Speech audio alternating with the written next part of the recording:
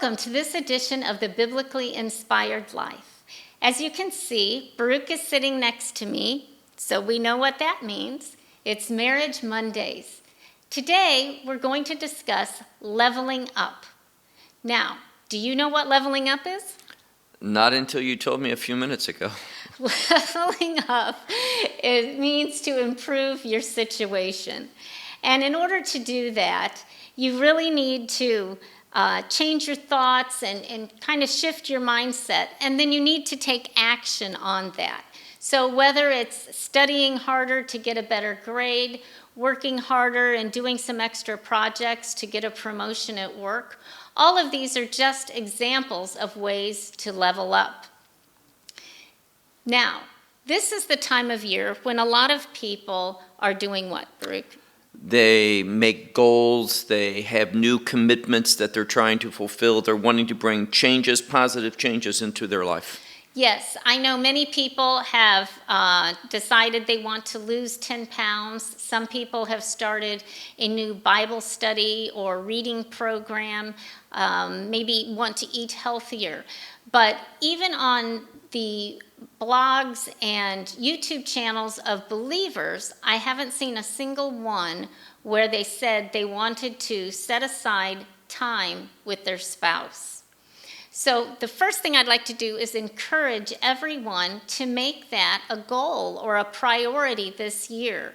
And there are a few different ways that you can spend that time wisely and get to know your spouse a little bit better.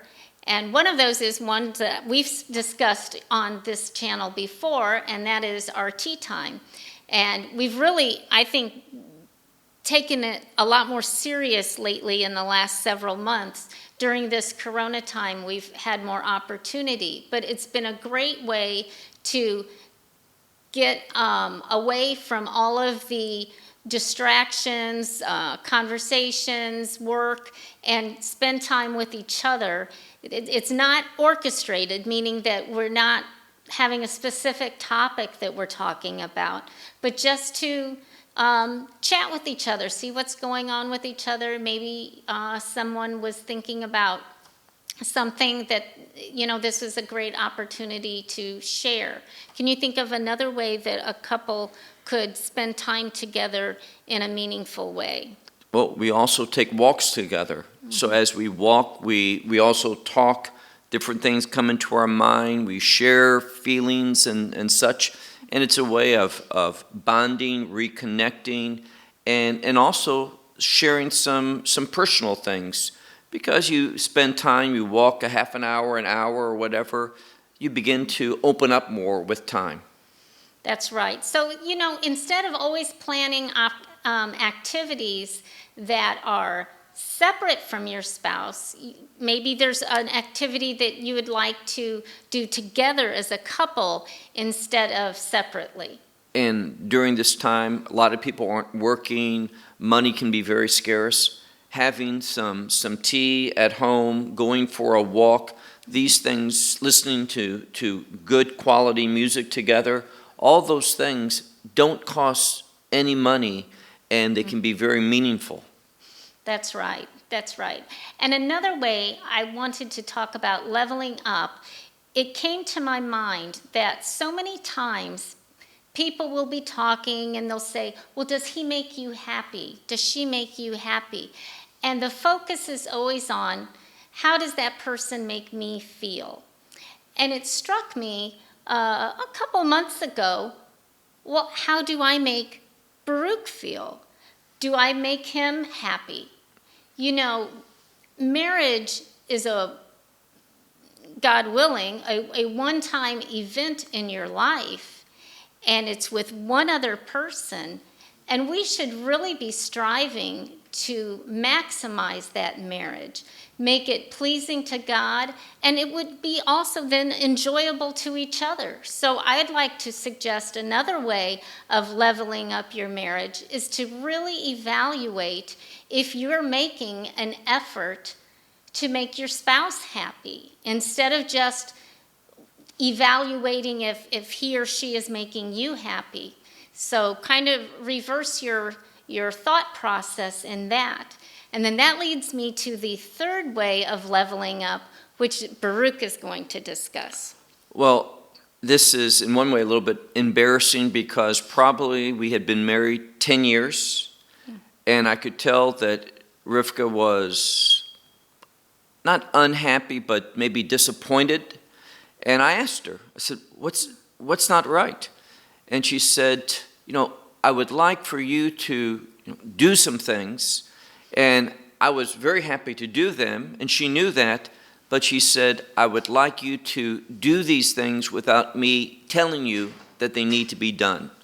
And really what she was saying, and a biblical verse that comes into my mind is from the book of Matthew chapter 6, where it says, where your treasure is, there also is your heart. And I've shared many times, heart has to do with thinking.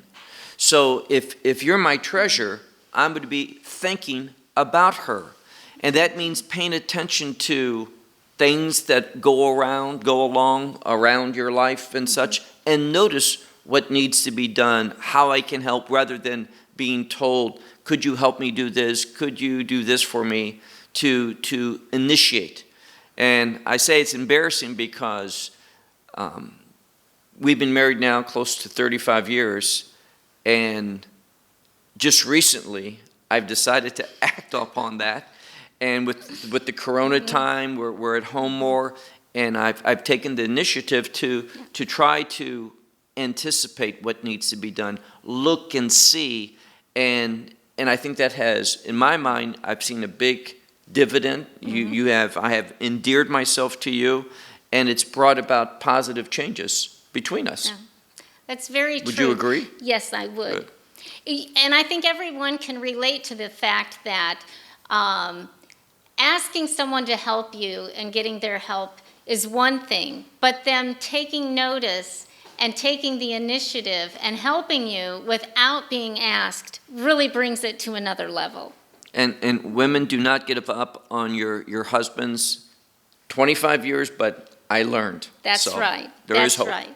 So just to recap real quickly, it can be just small changes in your marriage which can really elevate it to the next level. So think positively about how you can encourage and show love to your spouse. I'm touching because I want to give an example. Just recently, in fact, last night, we had not had our tea time, and we were past time to go to bed, really. It was about 12:30, and I was kidding, and I said, hey, we have to do our tea time. We haven't done it yet today.